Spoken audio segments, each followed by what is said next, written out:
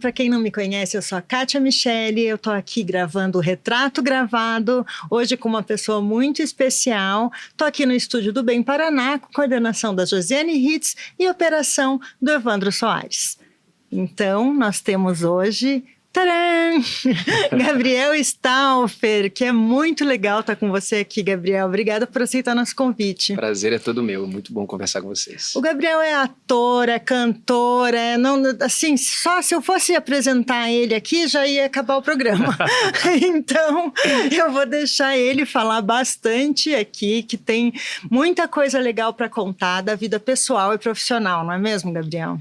Né? A gente é artista, a gente tem que fazer de tudo. Eu gosto de me jogar em todas as áreas, então sempre gostei muito de escrever, de atuar, faço circo, canto, danço, a gente vai inventando tudo, né? Não vai caber aqui tudo isso. Mas você nasceu aqui em Curitiba e depois na adolescência, já quer dizer, na juventude já decidiu ir para o Rio e para São Paulo. Me conta um pouco dessa tua trajetória, como é olhar para trás e sentir essa nostalgia que você estava falando também, né? Sim, é sempre muito bom voltar para cá, para Curitiba, porque aqui eu revejo os meus amigos, os lugares onde eu cresci, aqui que eu aprendi a ser uma pessoa, né? Aqui que eu fui educado. Com 21 só que eu saio, não foi tão na adolescência assim, mas sim no começo da vida. O engraçado é que eu fiz o caminho inverso dos meus pais, né? Porque meus pais saem do Rio de Janeiro e vêm para Curitiba com 21 anos, por aí, né? Meu pai tinha 21, minha mãe 25. E eu com 21 faço esse caminho contrário, que vou para o Rio de Janeiro para estudar teatro lá. Até então, aqui no Rio, aqui em Curitiba, olha, eu sempre confundo, tá, gente? Aqui em Curitiba eu estudava publicidade e propaganda, era redator publicitário, amava fazer isso, trabalhava em agência, ficava inventando comerciais lá, spot para rádio, gostava de fazer isso, mas tinha alguma pulguinha atrás de mim que me mandava também para outros lugares, assim, será que é só isso, Gabriel? Será que você não merecia? Será que você não consegue? Será que você não quer? E foi muito inusitado esse você quer sim, né? Exatamente. Como aconteceu? Conta. A vida tem uns jeitos, né, de mostrar pra gente. Eu estava na agência trabalhando normal, eu estudava de manhã, se não me engano, na PUC, fazia ainda publicidade e propaganda lá, e estagiava à tarde numa agência de publicidade aqui perto, era a JWT. E voltando do almoço, um dia parei para almoçar e na Brigadeiro Franco ali, uma menina me para. Oi, posso te fazer umas perguntas? Eu, aquela coisa assim, né, querendo voltar para a agência, mas dificuldade de dizer não. Falei, tá, vai ser rápido. Vai, olha só, eu sou a secretária de um caça-talentos, mó papo. Achei que você tá no perfil, quando você tem de altura, fui me fazendo umas perguntas, eu fui respondendo e ela falou assim, sábado ele vai estar se apresentando para as pessoas que a gente está selecionando aqui nas ruas e adorar que você estivesse lá. Aí eu recebi aquele cartão, né? Uma desconfiança. A gente tentou pesquisar o CNPJ, o CPF do cara, não encontramos nada de errado, assim, fui lá pro hotel, tinham 300 pessoas, eram 300 pessoas lá, ele ia selecionar dessas 330 pessoas, modelos, para serem apresentados para as agências de São Paulo e do Rio de Janeiro.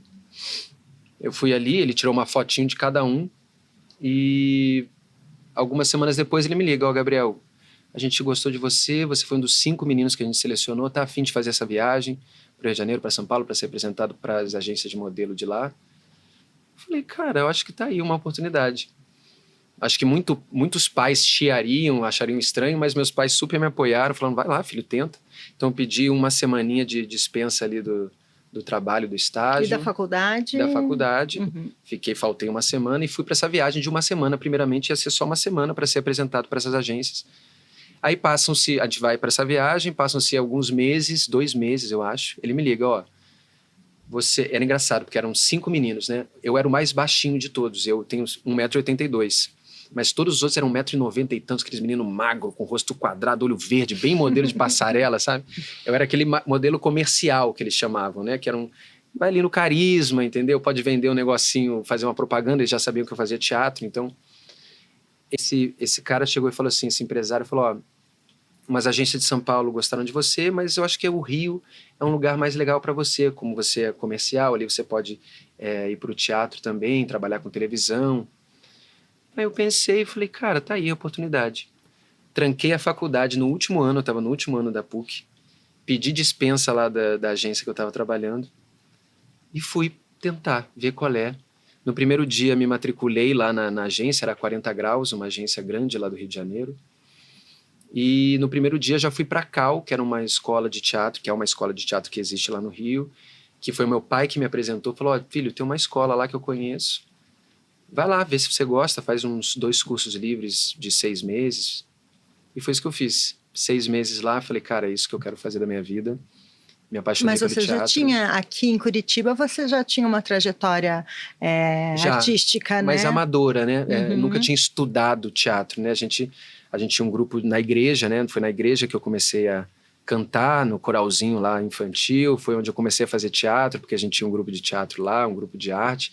Então lá eu comecei, sim, a trabalhar com isso. E pequenininho também, né? Agora que eu lembrei. Meu pai, eu era uma criança de 4 anos, antes até de cantar no coralzinho infantil, eu era uma criança, cabelinho caracolado, que sabia sorrir para a câmera. Meus pais me colocaram numa agência aqui de Curitiba, uma agência de modelo mirim, de ator mirim. E no começo da vida ali, dos 4 aos 12, 13 anos, eu fiz vários comerciais aqui. Teve um do Bamerindos? Bamerindos, fiz Gazeta do Povo, fiz Unimed, fiz EcoSalva, Hering, fiz uns comerciais legais, assim, eu tenho aí até hoje alguns guardados. É muito bonitinho ver uma criança ali, eu criança, nem lembro direito. Mas já com uma desenvoltura para uma desenvoltura legal, impressionante, assim. E foi ali que eu comecei, né? Só que daí a vida foi me levando para outros lugares, eu não pensei em ser ator. Engraçado, né? Porque muito ator mirim envereda para já desde o começo, para essa profissão. Mas eu acho que Curitiba, o jeito que eu vivia... Meu pai é jornalista, né? Então eu me interessava muito em escrever, sempre via ele escrevendo, gostava de escrever, mas queria também trabalhar a minha criatividade de algum jeito na minha profissão. Então fui para publicidade e propaganda e logo também me encaixei, assim, gostei do que eu fazia, gostava, era feliz ali, mas o teatro me capturou. Eu falei assim, é isso que eu quero fazer da vida um pouco depois. E seu primeiro grande papel foi no Grande Circo Místico? Foi, assim que eu me formo, eu entro na faculdade. Naquela época a Cal não era, não tinha a coisa do MEC para ser uma faculdade. Então naquela época eles só davam o técnico, que a gente chama, né?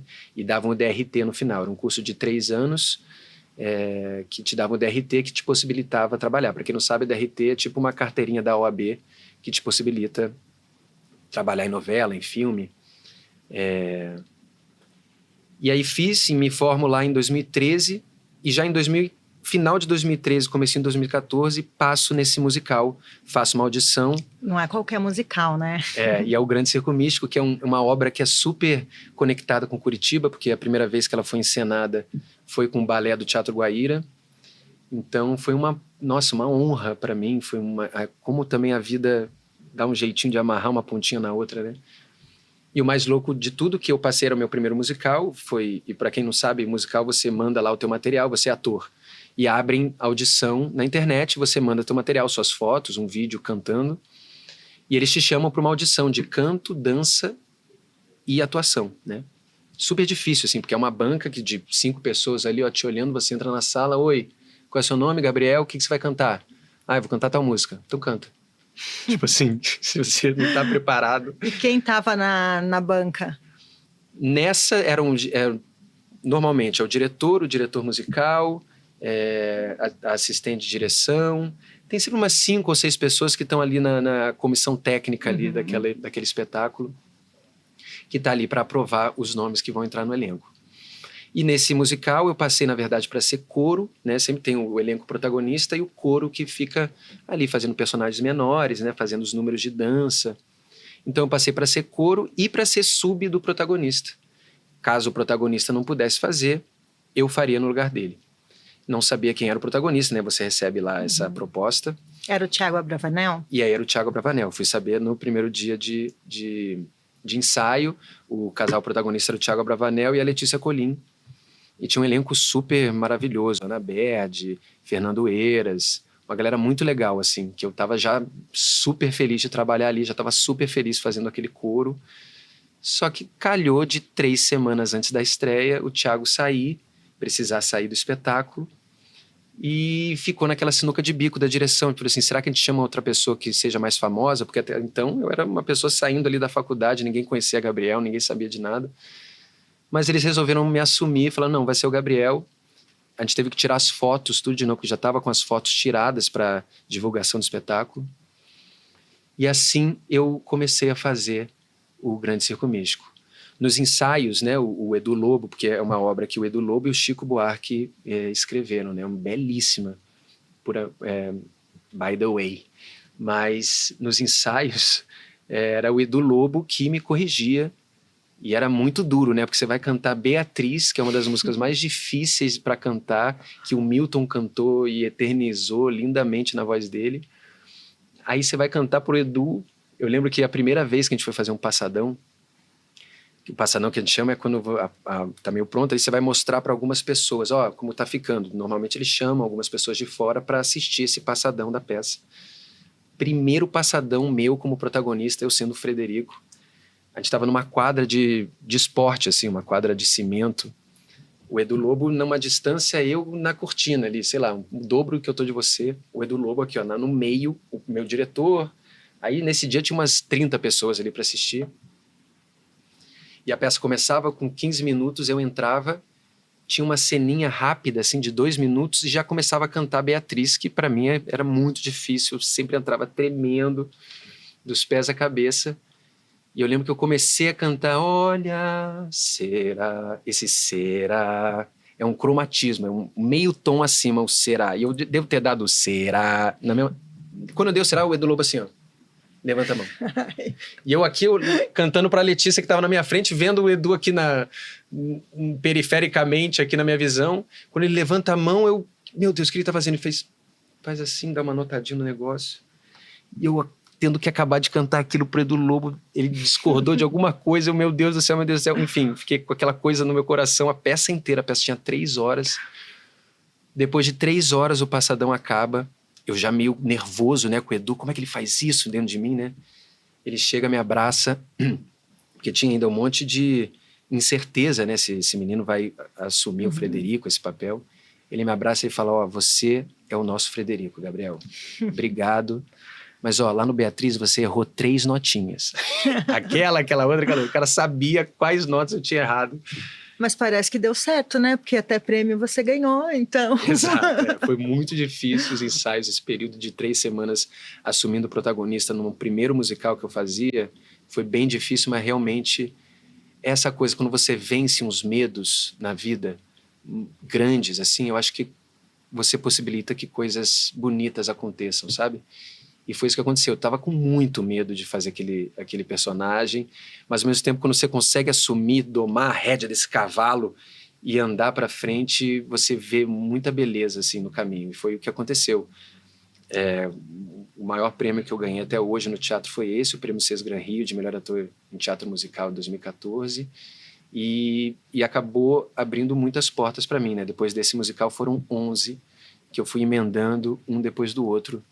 Tanto São Paulo, Rio de Janeiro, E a BH. TV, no meio disso tudo? Foi depois. Eu comecei um namoro ali, né? Porque assim que eu cheguei lá no Rio de Janeiro, já passei a me jogar nos testes, né? Porque a gente, que é ator, a gente está acostumado a receber não. Então, acho que é importante a gente saber se jogar meio que já esperando um pouco esse não, mas acreditando muito no sim. Mas, assim, desde 2011 eu passei a fazer testes na Globo, assim, né?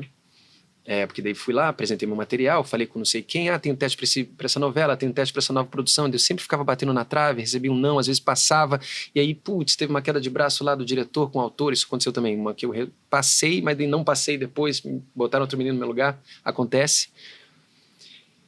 E só 6 anos depois, fazendo muitos testes na Globo, que eu fui pegar minha primeira novela, que foi em 2017, A Força do Querer. Foi uma novela que foi muito especial para mim também, que veio inicialmente de um não, porque eu fiz o teste primeiramente para um dos protagonistas, e foi um teste super grande, assim, foi o maior teste que eu fiz na TV, eu lembro, fiquei também cheio de medo, porque normalmente você vai lá na Globo, você faz um teste no estúdio, tipo esse daqui, assim, um estúdiozinho que vai ter uma câmera, você faz o teste. Nesse já era no cenário montado. Então, eu já estava num quarto, uma sala, todos os diretores da novela vendo, porque era justamente um dos protagonistas. Tinha eu e mais 5 fazendo o teste. Os meninos, que eu não vou lembrar o nome de todos, mas todos muito famosos. E eu lembro que era eu e a Isis Valverde fazendo o teste, eu tendo que dar uma agarrada na Isis Valverde e falar assim, gente, a Isis Valverde que eu já super admirava, né? Fui lá, fiz o teste, fiz bem, depois os diretores vieram falar comigo, passaram 2 semanas, a produtora de elenco me liga e fala, Gabi, cara, todo mundo adorou você, mas olha, não rolou, não vai ser você. Eu falo, putz, tá bom, tal. E eu nunca pergunto quem é, né? Dessa vez eu perguntei e calhou de ser o Fiuk, que arrasou no teste lá e pegou o personagem, Fiuk. Mas ele falou assim, eu super triste, já querendo, né? Tem que ter muita resiliência, né? Tem que ter muita resiliência. Mas ela falou, mas eles gostaram muito de você, querem te botar na novela, acho que vai ter um outro personagem, te ligo daqui a 2 semanas. Eu falei assim, ela tá me enrolando, pensando, né? Desliguei, esqueci um pouco disso, 2 semanas me ligam e falam do Cláudio, que foi o personagem que eu fiz, eles me convidando para fazer, que era o namorado da irmã do Fiuk, que ia transicionar, né? Começava como Ivana, a novela, e se descobria, transicionava para Ivan. E foi uma trama que super bombou na novela. Na verdade, acabou sendo um presente, né? E é louco isso também, porque quando a gente recebe um não, fica muito triste, magoado com um não, mas em seguida vem um presente que te fala assim, ó, esse era para mim mesmo.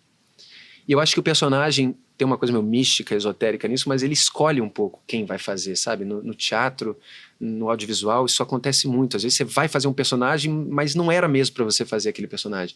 Ele ia ficar muito melhor com aquela outra pessoa. É um outro personagem que te escolhe e acaba sendo um presente. Foi isso que aconteceu comigo, na Força do Querer. E foi muito legal, porque foi a minha primeira novela, foi a primeira novela da Carol Duarte também, que fazia o papel do Ivan. E depois disso, na TV, no cinema? Aí eu passei a trabalhar bastante com audiovisual, que foi bom também, a partir de 2017. Em 2017 eu faço a primeira novela e o meu primeiro filme no cinema, que é o Entre Irmãs, um filme do Breno Silveira, que é muito legal, com Marjorie Estiano, com Nanda Costa, um filmaço, assim. E aí, a partir daí, peguei outras novelas, outras participações em séries também da Globo, fiz Sob Pressão, que também é uma série que eu sempre gostei muito de assistir, uma série muito intensa, muito difícil de fazer, porque você chega fazendo uma participação que é sempre numa frequência muito alta, ou você matou alguém, ou você está morrendo, ou você sofreu um acidente, é uma coisa muito difícil de fazer, que também foi um super desafio. E aí, novela foi depois o Sétimo Guardião e agora, por último, o Pantanal, 2022. E antes de você falar o que está fazendo agora, vamos voltar um pouquinho, né? Porque você teve uma infância e também uma adolescência, até essa juventude aí que a gente estava falando, muito ligado à fé, né? Sim. A sua família era muito religiosa. Como é que foi essa transição de sair daqui, ir para o Rio, viver uma outra realidade, tendo a fé como norte, né?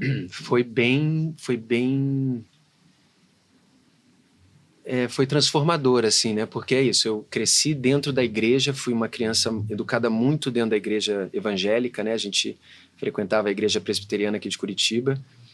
E ali eu aprendi, ali eu tinha os meus melhores amigos, ali eu aprendi sobre moral, sobre amor, sobre fé, sobre vida e morte, sabe? Coisas que normalmente talvez a gente pensaria mais tarde na vida, sei lá, né? Mas desde criança eu tive muito contato com isso, né? Tanto que na adolescência eu já trabalhava dentro da igreja, né? A gente tinha um grupo de arte lá, que era o Oxigênio, e a gente fazia umas apresentações na rua de teatro, pirofagia, que é cuspir fogo, estompe, que é fazer som com lixo, né? Varrendo, e teatro, circo, eu falei tudo? Falou. E a gente fazia essas apresentações para falar sobre Deus, né? A gente juntava uma galera ali, fazia uma apresentação de 40 minutos, 30 minutos ali, e daqui a pouco ia conversar com as pessoas, perguntando se elas queriam aceitar Jesus, um trabalho missionário mesmo. Então isso era muito arraigado na minha identidade, né? E quando eu resolvo ir para o teatro, estudar isso em outra cidade, já foi furar uma bolha, assim, porque daí eu percebi que eu estava numa bolha. Eu acho que a gente vai, né? Parece que é uma cebola, assim, que a gente vai descobrindo que a gente vai dentro de uma bolha e você fura, tem outra para furar. Eu acho que a vida é um pouco grande. disso. Foi. Ali eu aprendi um pouco mais sobre a vida, tive outras visões de mundo, porque você vai conhecendo pessoas do Brasil inteiro, tive amigos que tinham outras fés, outros tipos de pensamento. Até aquele momento, até os 20, 21, eu estava muito ainda naquela bolha ali, igreja, e vivendo de uma maneira super confortável, assim, porque era protegido por aquilo também. E quando eu descubro um outro mundo, eu começo a me indagar sobre as coisas que eu aprendi, os dogmas. Gente, será que é isso mesmo? Aí também eu passei lá no Rio de Janeiro a procurar outras igrejas, assim, que tinham outras também visões da fé, também cristã, né? Porque tem várias denominações, então cada um vai achando uma coisinha na Bíblia diferente da outra. Então eu fui começando a me indagar sobre a minha fé. E você se desconectou com a religião a partir desse momento? Não, eu ainda... eu acho que com a religião, sim. Você perguntou da religião, mas que é diferente da espiritualidade, né? Eu acho que eu sempre precisei muito da espiritualidade, de conversar com alguém, de orar, né? De pedir, de torcer. Hoje em dia eu não sei que nome eu dou, mas eu ainda converso com alguém todos os dias, peço, mentalizo. E agora eu não... que eu já me antecipei um pouco a pergunta, né? Porque realmente depois de algum tempo ali começou o meu afastamento da religião, comecei a me indagar sobre como seria a minha espiritualidade, porque daí eu comecei a ter um senso de indivíduo maior. Eu acho que por isso, porque como eu fui educado muito dentro de uma comunidade, eu estava repetindo, né, as coisas que eu ouvia. E quando eu comecei a pensar sobre, eu falei, cara, eu acho que a minha espiritualidade é um pouco diferente do que dessa galera aqui. Eu acho que não é essa, vou ver nessa. Acho que não é essa também. E aí eu fui começando uma busca individual, mas muito poderosa também. E, Gabriel, isso te ajudou, essa trajetória, esse encontrar a fé de outra maneira, a espiritualidade, né? Isso te ajudou a viver uma situação pessoal que é recente até, né? Seus pais foram casados mais de 30 anos, era uma família muito unida, né? Você tem uma irmã que também trabalha com circo. Sim. E há pouco tempo o teu pai se separou e assumiu a homossexualidade, né? Sim. Como foi isso para você? Foi muito impactante para mim. E importante também, né? Eu acho que eu fico hoje em dia feliz e grato pelo meu pai ter contado isso pra gente, ter conseguido falar. Eu acho que para um homem, numa sociedade que a gente vive que ainda é muito machista, tem muito preconceito, para um homem mais velho, assim, conseguir falar isso para a mulher, para os filhos, para a sociedade, conseguir viver um pouco mais próximo dos desejos, de acordo com o que ele sente, eu acho que isso é muito, muito, muito especial e necessário. Eu acho que a gente às vezes se afasta muito do que a gente muito dos nossos desejos por N motivos, né? A vida, o sistema, as coisas vão mandando a gente para um lugar e a gente está afastado do que a gente é mesmo, sabe? Eu acho que esse movimento do meu pai... Para quem não sabe, o teu pai conta um pouquinho quem é. Meu pai é o Sérgio Wesley, ele é jornalista, trabalhou aqui no Bem Paraná por muito tempo, trabalhou em tudo quanto é jornal aqui em Curitiba e hoje em dia ele tem uma assessoria de imprensa, a NQM Comunicação, que tem mais de 25 anos, se eu não me engano, 20 anos, posso estar errado, pai, desculpa, mas tá aí há um tempão. E ele, isso, conhece muita gente aqui, então acho que para ele deve ter sido um desafio também, né? Você falar para todos, na verdade eu sou assim, na verdade eu mudei ou não mudei, me descobri. Eu acho que o meu movimento de vir antes, sair um pouco antes de casa, e eu lembro que né, quando eu morava aqui em Curitiba, eu acho que eu não tinha nenhum amigo homossexual. Tenho até um pouco de vergonha de dizer isso. Por justamente viver muito dentro dessa bolha. Eu acho que dentro dessa bolha, inclusive, tinham pessoas homossexuais ali, na minha adolescência, mas que não se assumiam, por estar num ambiente ali dentro da igreja, onde isso é muito pecado, isso é muito errado, você vai para o inferno, você vai morrer, mas que não se assumiam. E quando eu saio e vou para o teatro, 90% dos meus amigos são gays, ou pensam a sexualidade de uma maneira um pouco mais saudável, porque eu acho que, na verdade, dentro da igreja não é tão saudável o jeito que as pessoas pensam a sexualidade, é com o objetivo de proteger, mas acaba machucando ainda mais, né? Porque a gente vai se descobrindo ali na adolescência, querendo fazer uma coisinha ou outra, experimentando, mas quando você é podado assim, isso também pode ser traumático, né, para algumas pessoas.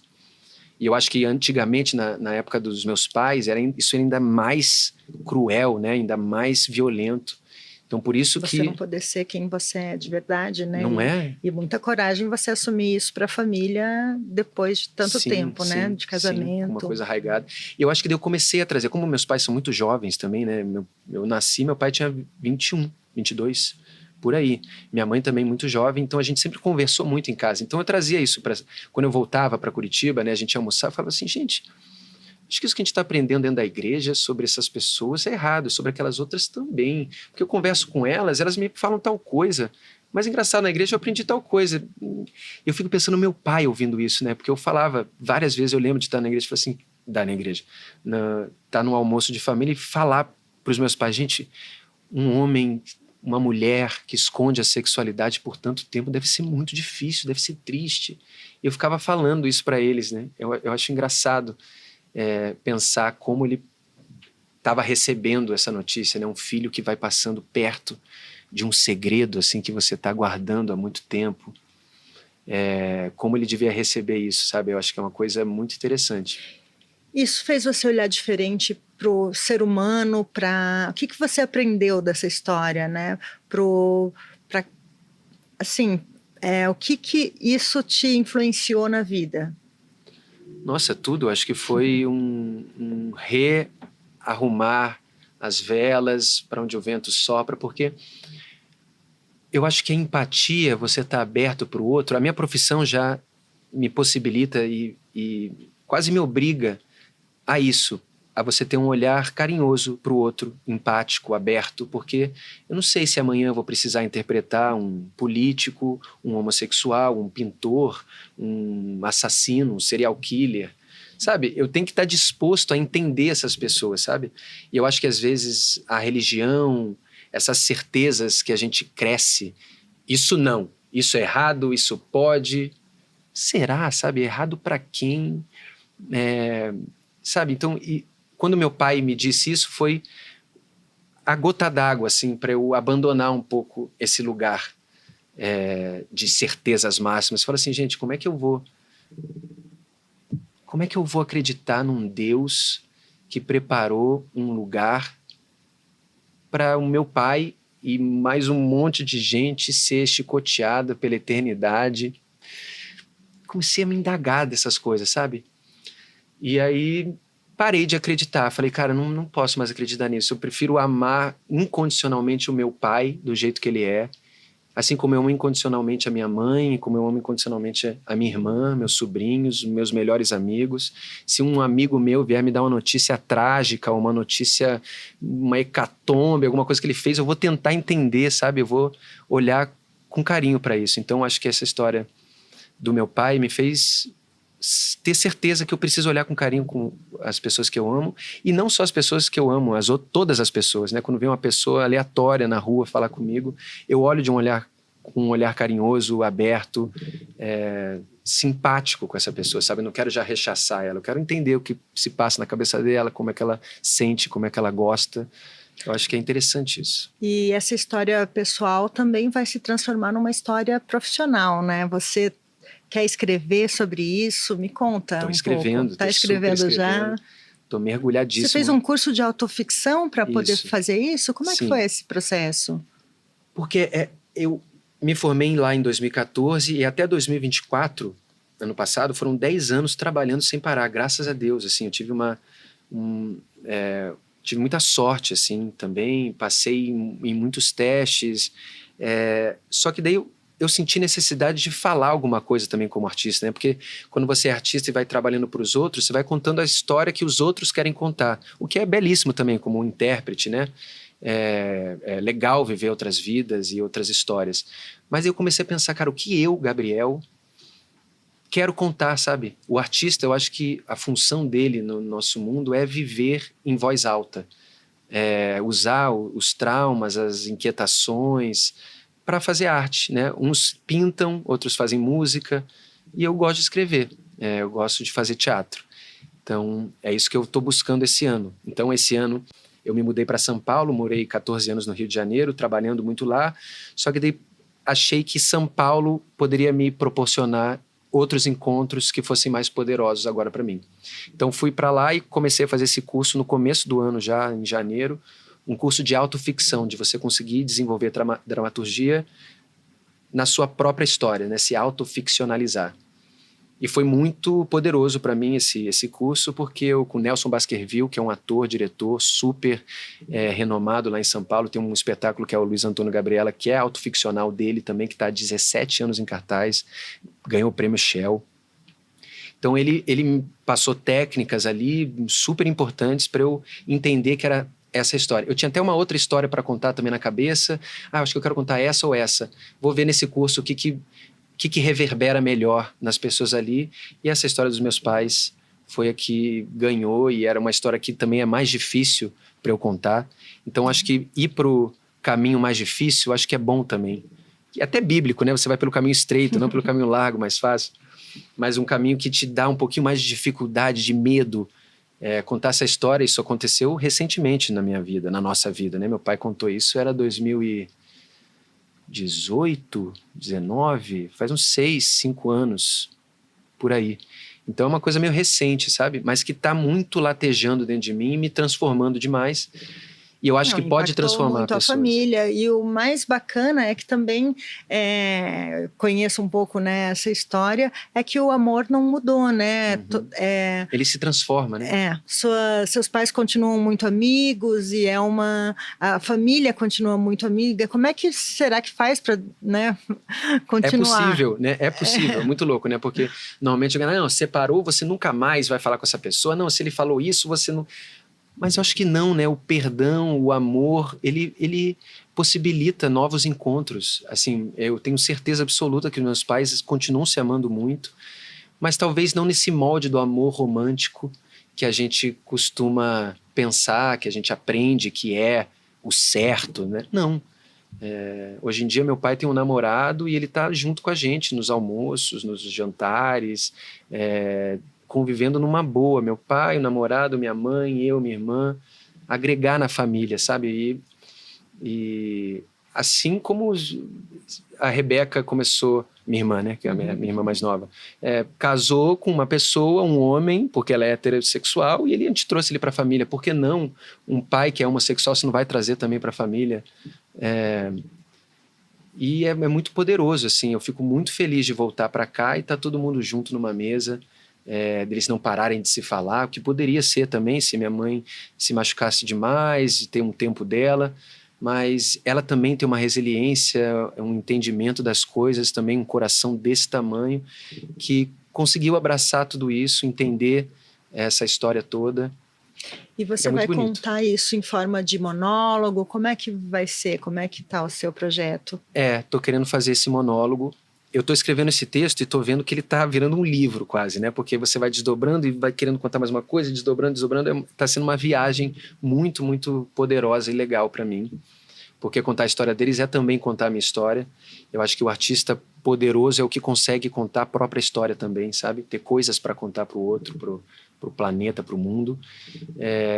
Então, hoje em dia eu estou até na dúvida se isso vai virar um livro antes de virar um monólogo, mas um monólogo eu quero que vire, eu quero contar essa história no teatro, porque ela é minha, eu preciso contá-la, essa minha busca da fé, tudo isso está muito conectado com a minha identidade, como artista também, como pessoa.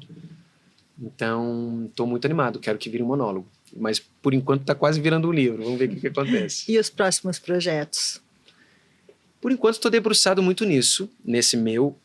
Tem um filme que vai lançar, acredito que esse ano, que é um filme de vampiro que eu fiz, que a gente gravou ano passado, ou ano retrasado, Love Kills, que é um quadrinho de um cara brasileiro, um HQ super sangrento de uma vampira de 6.000 anos que se esconde no centro de São Paulo. Super legal. E eu faço um menino que fica aficionado por essa figura e acaba indo atrás dela. É tipo um Crepúsculo ao contrário, eu faço a Bela e a vampirona é a mulher e a gente se apaixona e tem muita ação, assim, tô muito animado para esse filme sair. E então tô nessas duas, assim, esperando essa estreia no cinema que vai vir, Love Kills, e montando esse meu espetáculo. E claro, esperando resposta de um teste ali, de outro ali, a gente também vai se jogando nos testes para continuar Sempre, fazendo. né? Mas eu acho muito importante, porque se você só fica, o ator que só fica esperando um teste vir, pode ser muito angustiante, sabe? Porque você fica ali, e agora? E agora? Mas nossa, eu estou preparado, e vem um teste, e não passa, e mais um não passa. Eu acho que quando você tem um projeto para se debruçar, algo para dizer, você acaba encontrando completude naquilo, sabe? Então, isso está me dando um prazer de fazer. Que bacana, é muito legal ter você aqui, escutar toda essa trajetória que mistura o pessoal, o profissional, para transformar essa pessoa linda que é você, né? Obrigado. Você tem algum recado final para dar para os nossos ouvintes? Eu acho que sejam verdadeiros com vocês mesmos, acreditem nas pessoas que dizem que amam vocês, porque eu acho que quanto mais a gente se aprofunda na gente mesmo, mais a gente pode reverberar isso para fora, e aí que a gente pode ser poderoso e deixar os nossos encontros mais frutíferos, assim, sabe? Não ter medo de falar quem você é, de agir do jeito que você acha que tem que agir. Eu acho que a intuição, aquela coisinha que fica beliscando lá no fundo, isso pode ser Deus, sabe? Isso pode ser uma coisa que está te chamando para frente, assim. Então, acho que o meu recado aqui hoje é para as pessoas não terem medo, vencerem os medos e deixarem elas mais próximas de quem elas são. Quando eu fui para o Rio de Janeiro, rapidinho, me mudar, eu fui de carro, e fui eu e meu pai. E quando a gente estava falando sobre isso, sobre a escola que ele conhecia, eu falei, cara, como é que você conhece essas coisas? Ele falou assim, cara, Gabriel, eu acho que eu sempre quis ser ator, sempre quis ser artista, mas eu tinha medo de me perder. Mas hoje a gente sabe que ele tinha medo de se encontrar, né? De se encontrar. Então agora ele se encontrou e está vivendo plenamente, eu acho que quem ele é, de um jeito brilhante, assim. Tanto ele quanto a minha mãe. Isso está dando chance para minha mãe também encontrar quem ela é. Então não tenham medo de se encontrar. Eu acho que é um processo que é de todo dia, que a gente vai mergulhando. Eu acho que a vida é um pouco essa, a gente ganha esse corpo, essa personalidade, para ir entrando. A viagem é para dentro e para fora ao mesmo tempo. Que bacana. Então hoje a gente falou com o Gabriel Stauffer e a gente termina o Retrato Gravado com esse recado, desejando que todo mundo se encontre por aí. É isso. Beijo.